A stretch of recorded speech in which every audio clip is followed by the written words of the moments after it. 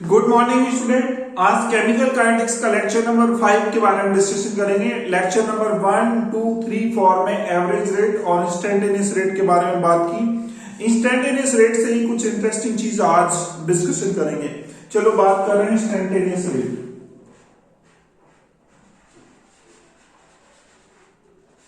Instantaneous rate, अगर मान लो देखो, अगर आपको ये रिएक्शन दी हुई है, इस टाइप की आपके सामने रिएक्शन दी हुई है कि ये ए और ये गैस है और ये बी और बी, इससे जो बन रहा है ये भी गैस है, इससे जो बन रहा है वो बन रहा है सी, ये भी गैस है, ये आपको दिया हुआ है। अब देखो इसकी इनिशियल कॉन्सेंट्रेशन दे रखी है आपको, इनिशियल कॉन्सेंट्रेशन जो दे रखी है आपको इसकी, वो ए नॉट दे रखी है, इसकी कितनी दे रखी है बी नॉट, और इसकी क्या दे रखी है 0 दे रखी है। ठीक है, अब इसमें से कितना कम हो रहा है कॉन्सेंट्रेशन एट टी टाइम। अब टी टाइम पे कॉन्सेंट्रेशन पता करनी है, तो ए का कुछ पार्ट जो है वो कम होगा। कितना कम हो रहा है ए नॉट में से कितना कम होगा, ए नॉट में से मान लेते हैं कि x कम हो रहा है 1 मोल के लिए। यहां पर कितने मोल है, एक ए मोल है, तो कितना कम हो जाएगा x जो रहेगा 1 मोल के लिए कम होगा, तो मोल कितने हैं यहाँ पर, ए मोल है, तो ए मोल के लिए कितना कम हो जाएगा, ax कम हो जाएगा। ठीक है, ये लिख दोगे आप, यानी ax पार्ट जो रहेगा ना ए नॉट में से ax पार्ट, वो किस में कन्वर्ट हो जाएगा, प्रोडक्ट में कन्वर्ट हो जाएगा। ये कैसे अपन ने किया, ए नॉट में से x कम हुआ 1 मोल के लिए, यहां पर मोल कितना है a मोल, तो a मोल के हिसाब से कितना हो जाएगा, ax कम हो जाएगा। अब b के लिए आ जाओ, तो b के लिए क्या लिखोगे, b के लिए लिखोगे b नॉट तो इसका इनिशियल है, इसमें से कितना कम होगा, इसमें से अपन मान लेते हैं कि dx कम हो जाएगा। कितना कम हो जाएगा, dx कम हो जाएगा। ठीक है भाई, b मोल के लिए कितना कम होगा, dx, फिर c मोल के लिए बनेगा ये, तो कितना बन जाएगा, cx बन जाएगा। अब इसकी इंस्टेंटेनियस रेट लिखनी है अपन को, इंस्टेंटेनियस रेट RI, ये कैसे लिखोगे, RI इंस्टेंटेनियस रेट है, इसको अपन को लिखना है। तो देखो कैसे लिखेंगे, RI इज इक्वल टू, आप इसके रेस्पेक्ट में लिखो, सबसे पहले A के रेस्पेक्ट में लिखो, तो A के रेस्पेक्ट में क्या लिखोगे, A के रेस्पेक्ट में आप लिखोगे इसका मोल कितना है, माइनस में 1/A, ये स्टोइकियोमेट्रिक कोएफिशिएंट इधर आ जाएगा, और क्या लिखोगे, और लिखोगे D, और कितनी कॉन्सेंट्रेशन है A नॉट, माइनस में क्या लिख दोगे AX, ये लिख दोगे। ठीक है, AX, और अपॉन में क्या लिख दोगे, अपॉन में लिख दोगे DT। ये तो A की आ गई, ऐसे B की लिखो, B की क्या लिख दोगे, इज इक्वल्स टू में B की लिखे अपन, इसका स्टोइकियोमेट्रिक कोएफिशिएंट कितना है, इसका है B, तो 1/B आ जाएगा, और ये क्या है, ये रिएक्टेंट है, तो रिएक्टेंट की नेगेटिव। फिर क्या करोगे, उसके बाद इंस्टेंटेनियस रेट की बात चलिए, तो स्मॉल गैप d लिखोगे, और क्या लिखोगे, d के बाद b नॉट, माइनस में क्या लिखोगे, dx लिखोगे, अपॉन में क्या लिख दोगे, अपॉन में लिख दोगे dt। ठीक है, ऐसे c के लिए लिख दो, तो c के लिए क्या लिखोगे, इज इक्वल्स टू में, यहां पर इसका स्टोइकियोमेट्रिक कोएफिशिएंट कितना है c, तो 1/c आ जाएगा, ये प्रोडक्ट है, तो प्रोडक्ट के लिए पॉजिटिव आएगा, और क्या लिख दोगे 1/, और ये आप लिखोगे d, और यहां पर dt, और यहां पर कितनी है इसकी कॉन्सेंट्रेशन, तो वो Cx है। इस तरीके से लिख दोगे आप। तो ऐसे मैंने क्या लिखी, इसके लिए इंस्टेंटेनियस रेट लिखी, इस तरीके से इंस्टेंटेनियस रेट लिख दी। ठीक है, इस तरह के जो क्वेश्चन पूछे जाते हैं, खासतौर से IIT में पूछे जाते हैं कि ऐसे इंस्टेंटेनियस रेट जो है वो किस तरीके से लिखेंगे, अगर ये रिएक्शन में कुछ पार्ट ऐसा इसका टूट रहा है तो। अब एक और इंटरेस्टिंग चीज बताते हैं आपको, कुछ इंटरेस्टिंग मजेदार चीज बताएंगे, और दूसरी इंटरेस्टिंग चीज सुनना क्या है। देखो इंस्टेंटेनियस रेट जो है उसको आप ऐसे भी करके लिख सकते हो, RI इज इक्वल टू में क्या लिख सकते हो, 1/, यहां पर लिख दिया न्यू आई, ऐसे करके लिख दिया। ये क्या है, स्टोइकियोमेट्रिक कोएफिशिएंट है, कोई I अपने पास रिएक्टेंट भी हो सकता है, प्रोडक्ट भी हो सकता है, उसके स्टोइकियोमेट्रिक कोएफिशिएंट है, तो यहां पे न्यू आई क्या है जी, ये है stoichiometric coefficient, stoichiometric coefficient of I के स्टोइकियोमेट्रिक कोएफिशिएंट है ये।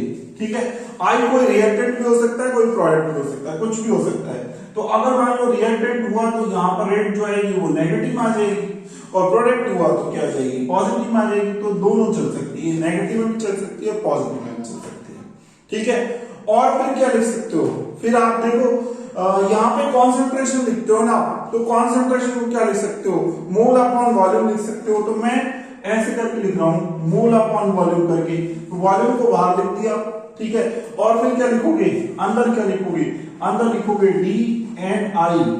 एन आई क्या है यहाँ पर, एन आई है यहाँ पर, आई के मोल है। और अपॉन में क्या लिखोगे, अपॉन में लिख दोगे डी टी। ऐसे भी लिख सकते हो इंस्टेंटेनियस रेट, कहीं नहीं मिलेगा इस तरीके से आपको लिखा हुआ, कुछ इंटरेस्टिंग है इसलिए मैं बोल रहा हूं आपको। इंस्टेंटेनियस रेट को ऐसे भी आप लिख सकते हो इस तरीके से, इस फॉर्मेट में, इस फॉर्मेट में भी क्वेश्चन बन सकता है, ठीक है। अब इसी फॉर्मेट को आगे देखते हैं कि इसको दो फॉर्म में आप कन्वर्ट कर सकते हो। अगर कांस्टेंट वॉल्यूम पर आपको बोला जाए कि इंस्टेंटेनियस रेट को लिख के बताओ, कांस्टेंट प्रेशर पर लिख के बताओ, तो फिर कैसे लिख देंगे, कांस्टेंट वॉल्यूम कांस्टेंट प्रेशर पर इसमें चेंज कर सकते हो।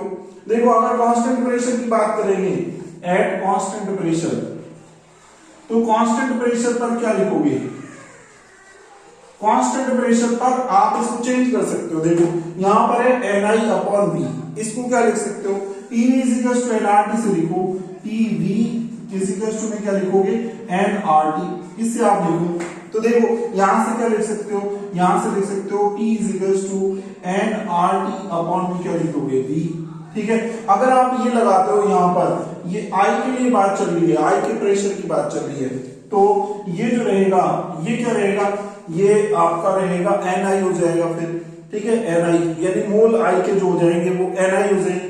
R तो कांस्टेंट होता ही है, T जो है वो कांस्टेंट चलेगा, और वॉल्यूम जो है, वॉल्यूम को यहाँ पर V है, वही है वॉल्यूम, ठीक है। तो NI अपॉन V की जगह यहां पर आप क्या लिख सकते हो, यहां से आप लिख सकते हो NI अपॉन, और क्या लिखोगे V, फिजिकल टू में क्या लिखोगे, फिजिकल टू में आप लिखोगे PI अपॉन में क्या लिख दोगे, RT, ये लिख दोगे, ठीक है। PI अपॉन RT लिख सकते हो, यहां से हटा करके इसकी जगह और PI अपॉन RT लिखोगे। अगर आप इस तरीके से लिखोगे तो ये जो इक्वेशन है इसको तो मान लेते हैं इक्वेशन 1। इंस्टेंटेनियस रेट अगर कांस्टेंट एट कांस्टेंट प्रेशर पर बात करें, कांस्टेंट प्रेशर पर, तो क्या लिखेंगे, कांस्टेंट प्रेशर पर अगर आपको इंस्टेंटेनियस रेट लिखने को बोले तो इसमें क्या चेंज कर दोगे, इसमें NI अपॉन V हटा दोगे, उसकी जगह प्रेशर की टर्म्स ले आओगे, बस और कुछ नहीं। तो आप लिख दोगे क्या, RI इज इक्वल टू में क्या लिखोगे, प्लस माइनस अपॉन में क्या लिखोगे, ये न्यू आई ये तो रहेगा ही, ठीक है। और इसको हटाओ और इसकी जगह क्या लिख दो, PI अपॉन RT लिख दो। तो यहां पे लिख दोगे अपॉन क्या, RT तो बाहर लिख देंगे, 1 अपॉन RT लिख देंगे, और क्या लिख देंगे D, और क्या लिख देंगे TI अपॉन में क्या लिख देंगे DT, ठीक है। ये कांस्टेंट प्रेशर पर क्या आ जाएगी, इंस्टेंटेनियस रेट आ जाएगी, कांस्टेंट प्रेशर पर इंस्टेंटेनियस रेट। इस तरीके से अगर कांस्टेंट प्रेशर पर आपको इंस्टेंटेनियस रेट पूछता है तो इस तरीके से लिखना है। न्यूमेरिकल कोई बनेगा तो इसी पे बेस्ड न्यूमेरिकल बनेगा, ठीक है। और अगर आपको कांस्टेंट प्रेशर कुछ भी नहीं दे रखा, ठीक है, मोल के टर्म्स में इंस्टेंटेनियस रेट पूछेगा तो इस पे क्वेश्चन बनेगा। इस तरीके से इस क्वेश्चन पे इस रेट से रिलेटेड इस इक्वेशन 1 से आप उसको क्या कर सकते हो, सॉल्व कर सकते हो, पहली चीज। तो दो इंपॉर्टेंट चीज मैंने आपको बताई, एक तो इंस्टेंटेनियस रेट को ऐसे लिखेंगे, कांस्टेंट प्रेशर पे ऐसे लिखेंगे। अब मैं नेक्स्ट आपसे डिस्कशन करूंगा, मैं पहले आपको लॉ ऑफ मास सेक्शन बताऊंगा और फिर आपको बताऊंगा रेट लॉ के बारे में, उस पे बारे में बात करते हैं। चलो देखते हैं।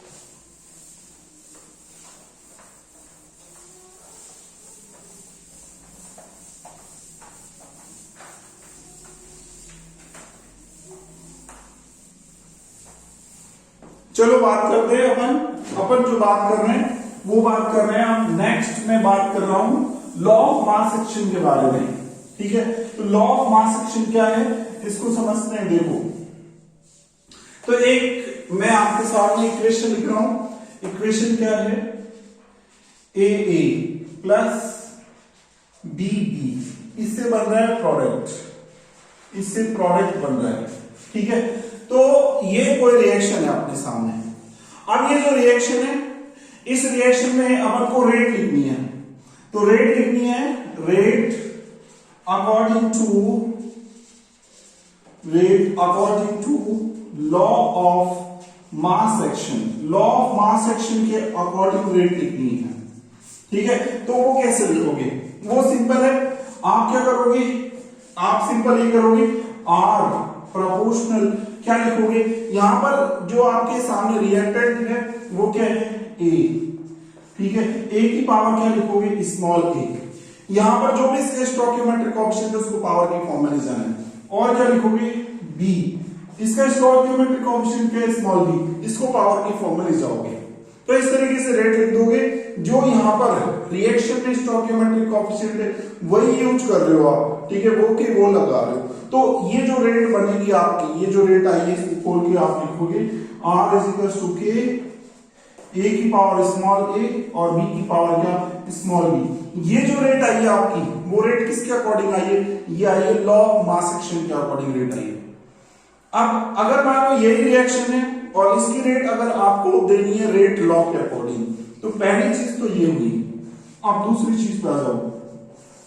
दूसरी चीज क्या है, रेट अकॉर्डिंग टू अपन बात करेंगे रेट लॉ। रेट लॉ के अकॉर्डिंग अपन बात करेंगे। पहली चीज, जब आपने इसे लॉ ऑफ मास एक्शन से रेट दी है तो जो यहां पर इक्वेशन में था वही की वही स्टोइकियोमेट्रिक कोएफिशिएंट आपने यूज किए। तो इसका मतलब ये जो है आपकी रेट, ये थ्योरेटिकल है। थ्योरेटिकल का मतलब जैसा इक्वेशन में है स्टोइकियोमेट्रिक कोएफिशिएंट वही यूज में ले लो, तो ये थ्योरेटिकल रेट है, थ्योरेटिकल रेट, ठीक है। ये थ्योरेटिकल रेट है। और इसमें बात करेंगे रेट लॉ। तो रेट लॉ जो रहता है ये एक्सपेरिमेंटल है, ये इससे नहीं आएगा, इसके लिए कुछ डिफरेंट करना पड़ेगा। डिफरेंट क्या करना पड़ेगा, ये एक्सपेरिमेंटल ही होती है। अब रिएक्शन की मैकेनिज्म देखनी पड़ेगी। अब मैकेनिज्म में ये देखना पड़ेगा कि मैकेनिज्म में स्लो स्टेप भी चलता है और फास्ट स्टेप भी चलता है। तो स्लो स्टेप पे कितने मॉलिक्यूल आ रहे हैं उसके हिसाब से क्या करेंगे, रेट लॉ से रेट देंगे अपन। तो कोई रिएक्शन है उसकी मैकेनिज्म देखनी पड़ेगी। रेट लॉ से अगर आपको रेट चाहिए ना, तो उस रिएक्शन की मैकेनिज्म देखो, और मैकेनिज्म में जो स्लो स्टेप होगा ना उसमें कितने रिएक्टेंट के मॉलिक्यूल हैं उनसे आप क्या पता करोगे, उनसे आप उनके अकॉर्डिंग फिर क्या लिखोगे, रेट लिखोगे, ठीक है। तो वो भी एग्जांपल से आपको समझाऊंगा मैं बाद में कि कैसे अपन रेट लॉ से रेट लिखेंगे। तो मैकेनिज्म कैसे लिखेंगे, फिर रेट लॉ से रेट कैसे लिखेंगे। तो अभी तो इसको देखते हैं, तो कैसे लिखेंगे, देखो आर प्रोपोर्शनल। तो ये एक्सपेरिमेंटल है तो कुछ यहाँ पे ये तो नहीं आएंगे, कुछ डिफरेंट आते हैं यहाँ पर। तो डिफरेंट क्या लिखेंगे यहाँ पर, स्टोइकियोमेट्रिक कोएफिशिएंट ए का कुछ डिफरेंट स्टोइकियोमेट्रिक कोएफिशिएंट अल्फा हो जाएगा, ठीक है। बी का जो होगा स्टोइकियोमेट्रिक कोएफिशिएंट कुछ डिफरेंट हो जाएगा, वो हो जाएगा बीटा, ठीक है। तो यहां पर इस तरीके से आएगा रेट, और फिर इसको खोलेंगे तो आर इज इक्वल टू क्या आ जाएगा, के, ए की पावर क्या आ जाएगी अल्फा और बी की पावर क्या आ जाएगी बीटा। यहां पे इंटरेस्टिंग चीज ये है कि अल्फा जो है, अल्फा अपन ने जो लिखा है ए की जगह, वो ए के इक्वल हो भी सकता है, वो ए के इक्वल नहीं भी हो सकता, दोनों सिचुएशन है। ये पता कैसे चलेगा, एक्सपेरिमेंट से। एक्सपेरिमेंट करने तो बैठेंगे नहीं, तो रिएक्शन की फिर मैकेनिज्म देखनी पड़ेगी, और मैकेनिज्म का स्लो स्टेप से पता चलेगा ये चीज कि अल्फा जो है वो ए के बराबर आ रहा है या नहीं आ रहा, दोनों ही बात हो सकती है। अब बीटा की बात करेंगे तो बीटा जो रहेगा वो बी के इक्वल हो भी सकता है, और बीटा जो है वो बी के इक्वल नहीं भी हो सकता, दोनों ही सिचुएशन हो सकती है, ठीक है, दोनों सिचुएशन हो सकती है। तो इसलिए अपन ये बोलेंगे कि ये जो रेट ले रहे हो आप, ये जो है एक्सपेरिमेंटली है, ये एक्सपेरिमेंटली रेट है ये, ठीक है। इसको समझने के लिए एक एग्जांपल लेता हूं मैं आपके सामने।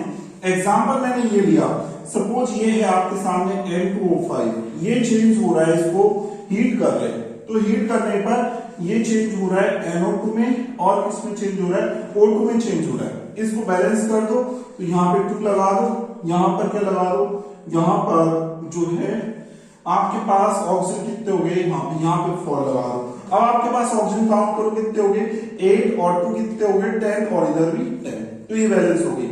अब ये रिएक्शन है, तो अगर आपको यहाँ पर लॉ ऑफ मास सेक्शन के अकॉर्डिंग रेट देनी है, तो आप सिंपल लिखोगे rate R is equal to क्या लिखोगे, सिंपली यहाँ पर ये देखो आप रिएक्टेंट कितने, रिएक्टेंट के यहाँ पर 2 है मॉलिक्यूल, तो 2 मॉलिक्यूल है, तो क्या लिखोगे K, और क्या लिखोगे N2O5 की पावर कितनी लिख दोगे, 2 लिख दोगे।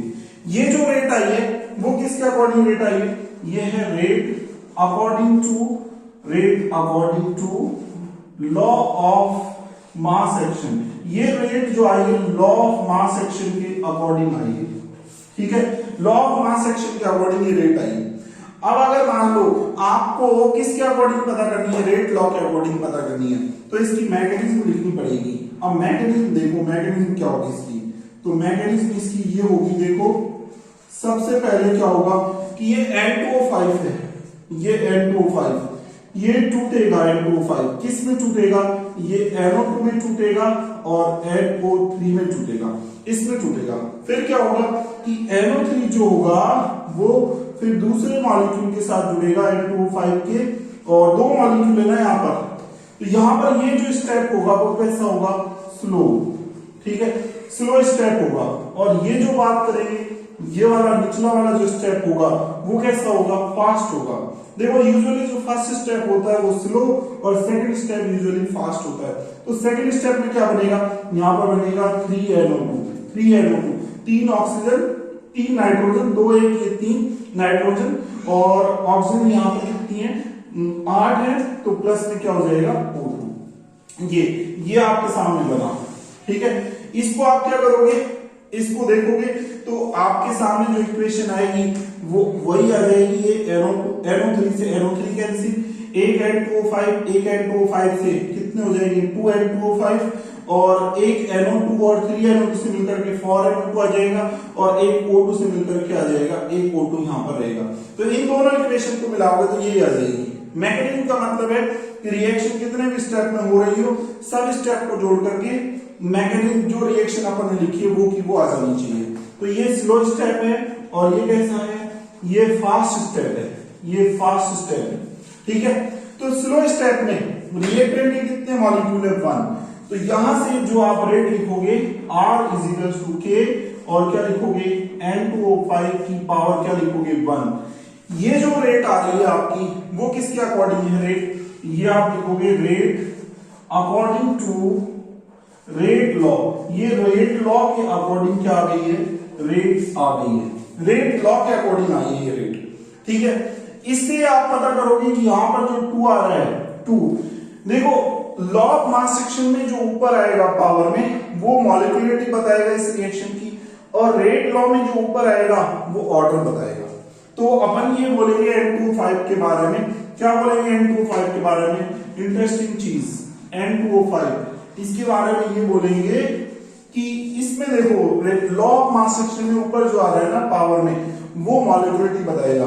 तो ये N2O5 के बारे में बोलेंगे कि इसकी मॉलिक्यूलरिटी जो होगी, मॉलिक्यूलरिटी वो कितनी होगी, वो होगी 2, और इसका ऑर्डर की बात करेंगे, यहां पर आ रहा है पावर 1 में, तो ऑर्डर इसकी जो बात करेंगे वो होती है कितनी, 1।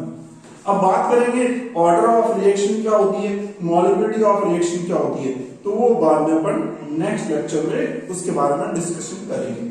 आई होप जो भी मैंने आपको समझाया वो आपको समझ में आया होगा। कुछ मैंने आपको रेट लॉ और लॉ ऑफ मास सेक्शन से रिलेटेड बताया, इसी से रिलेटेड और कुछ कॉन्सेप्चुअल चीजों के साथ फिर से आपसे मुलाकात होगी। अगर आपको वीडियो अच्छा लगा हो, आपको पसंद आया हो, तो आप ज्यादा से ज्यादा लाइक कीजिए, शेयर कीजिए, सब्सक्राइब कीजिए। Thank you so much.